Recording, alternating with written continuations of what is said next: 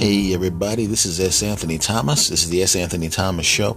And you know what I like to do this time? I have a thought experiment for you. And here's the question. Would you want to experience great things, date a superstar, win the lottery, etc., if you knew a year later it will be taken away from you? That's the thought experiment I want to talk about in this episode. Let me know what you think. So let's get this episode started and let's have some fun.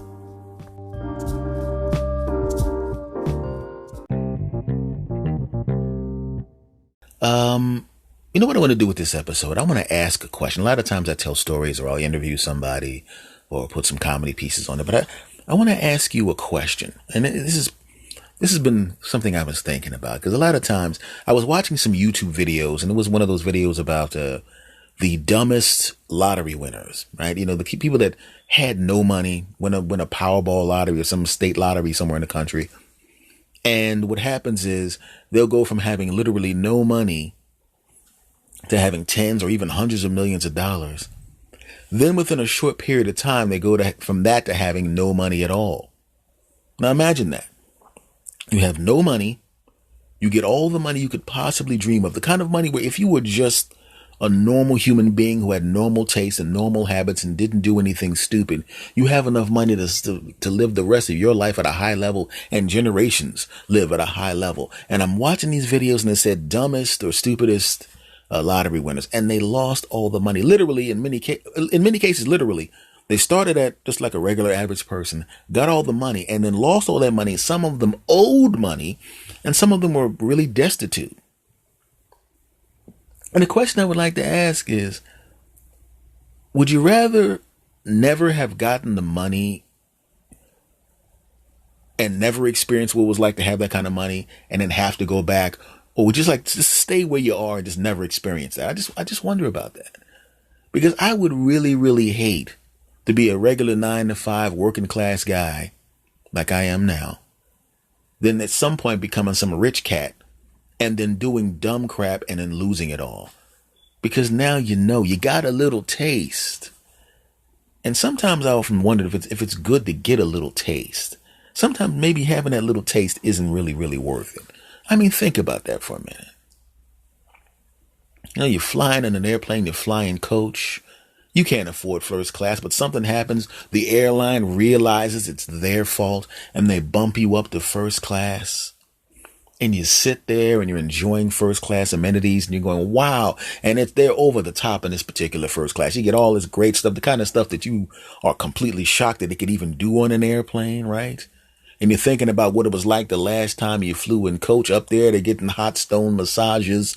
You know, they're getting this kind of real gourmet food, and they got these comfortable chairs with TVs on them. They can use their phone up there. They're making internet phone calls. They're watching the new thing, Double Netflix. Yeah, there's this thing called Double Netflix just for people in first class. They're kind of keeping it a secret from everybody else, but there's a thing called Double Netflix. No, there is not a thing called Double Netflix, but you get the point. Okay? And you think about being in coach, you know.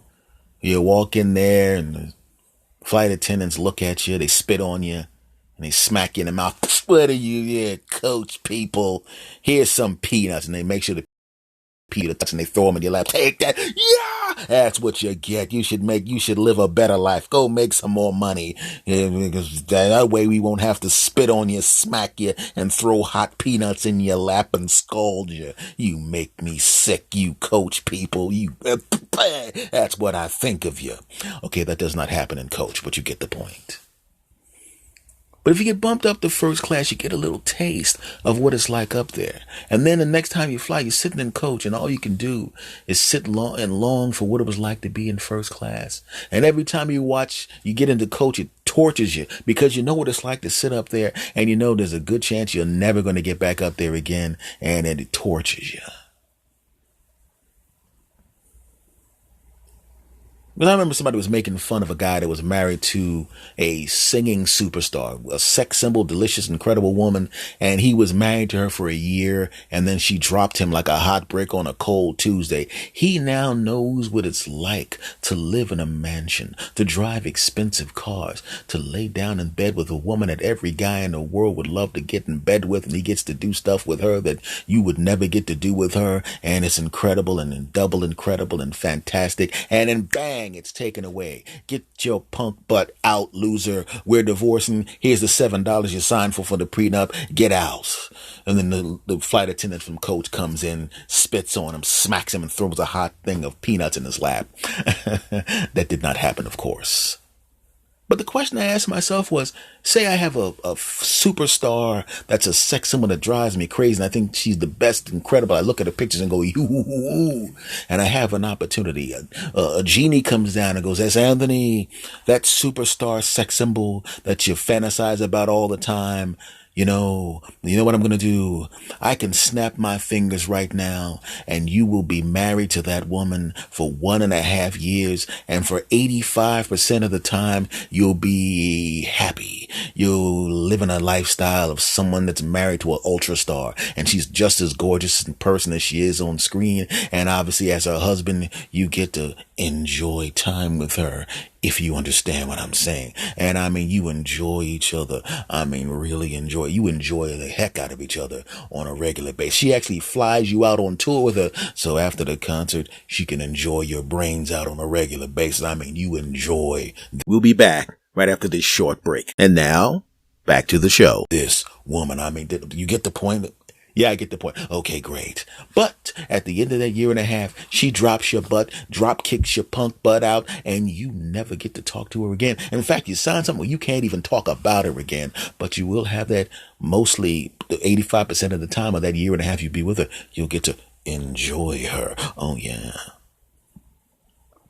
But you'll never get to experience that again. Now, what about that? What would you do? Think about the sex symbol you always think about and fantasize about and realize you could have a year and change of enjoying them and enjoying their lifestyle, but then you'd have to go back to your regular life. Imagine you with a movie star, sex symbol, and all the greatness that comes with it, and then a 1.5 years later, you are back in your old apartment, cooking on a hot plate, looking at the television, watching the entertainment tonight, seeing that person jumping on top of somebody else. You know what they look like naked because you were naked with them for almost a 1.5 years and enjoying them, if you know what I mean. But now you can't, and you're just watching them on TV going, man, oh man, I was there. I'd love me some more time with that particular person, but I can't. Would you like to experience that or never experience that? That's what I want to know. Would you like a taste of that? Or would you like to not have the taste because it would just torture you to have the taste? I often wondered about that. Because I know I have older relatives that always tell me about how broke they were when they were younger. And they say the same stories. And I know them to be true. I know them to be true. These are honest folk. And they always, when we were younger, we were really, really poor. I tell you that much. Right? We were living in the Carolinas and we were living on a farm, farming people. And every winter we'd have to chop down the outhouse because we needed to make some kindling and fire for the house because we couldn't afford coal. And because Grandpa, we tried to put him in the fireplace and set him on fire. We love him, but it was cold. And he keeps going, "Oh, no, you don't." And then he'd walk out and work it out. But we probably shouldn't have admitted to that part. So just forget we said that as Anthony. Forget we said that part. And that's why... Anyway, that's why we were not in the will. So we would chop down the outhouse to make sure we had wood for the fire, and it would get kind of uncomfortable because as we chopped off pieces of the outhouse, eventually it would collapse. And we still had the toilet there, but we didn't have the walls to protect us. So every time somebody would go to the bathroom, they would actually have to take 5 of us with them, and we all have to hold up blankets while that person went to the bathroom. And it was pretty bad because the 2 tall relatives that would hold the blanket above us so we could pretend to have a roof, sometimes they were out in the field and, they couldn't come. So now we basically were just sitting there with 4 relatives around us looking over the blanket and going, ha, ha, ha, You're pooping. And that's kind of, which is embarrassing because the dude that said that was 40, a little immature. Anyway, we were poor, I tell you. Yes, Anthony, you don't understand. Oh, okay, I get it. My family was poor back then. I mean, we're just, like regular Joes now, but we were really poor back then. That's not it, yes, Anthony, you don't understand. We used to have to share a tea bag. Yeah, I know. I had Uncle Jim told me about the time, the times when you were younger, that you had to share a tea bag with the rest of the family. With the 6 of y'all, and you had to share a tea bag. Oh, that was when we started making some good money. But before that, we had to share a tea bag with the whole block. What? Well, the whole block shared a tea bag. One family would use it, the next family would use it, the next family would use it, the next family would use it. Fortunately, we were in the middle of the block, so we always got a little bit of tea out of it. But I feel bad for the people at the end of the block, on the other end of the block, because they got the tea bag after the other 12 families used it. They got nothing. It was horrible. Okay. Why are you telling me this? Because we're doing well now. We're doing good now. I remember those days. I would hate to go back to those days. Fortunately, in that particular case, they got to live a little better and never had to go back. And that's what I was wondering. Would you like to have a taste if you knew you had to go back? I thought about that. I was talking to a friend of mine about that, and he said, would you say you got an opportunity to marry like Tracy Ellis Ross, right? Because you know how much you like her, or Janelle Monáe, you know how much you like her, right? Yes, I do.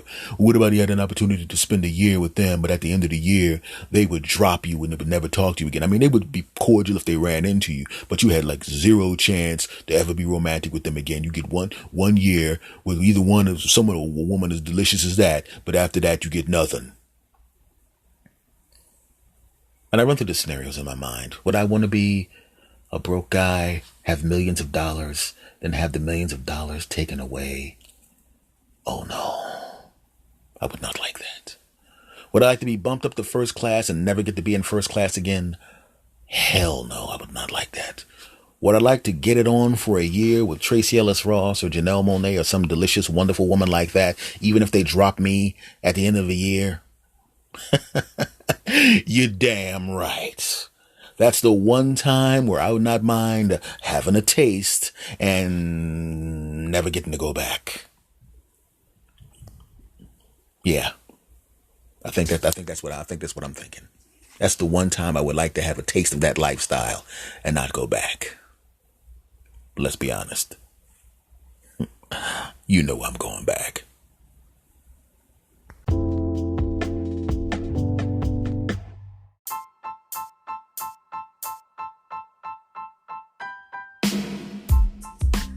All right, everybody. Thank you very much. Once again, as I always say, you big guys have been incredible to me. Thank you very much for listening to this episode, for the love you showed the last episode. And once again, if you know somebody that you think will dig this, tell them about it. We want to build this as big as possible so I can then become really full of myself and start ignoring the people that love me. I mean, because I love podcasting and I want to keep doing it. I think I said too much. I'll see you next week. Much love to you guys. Take care.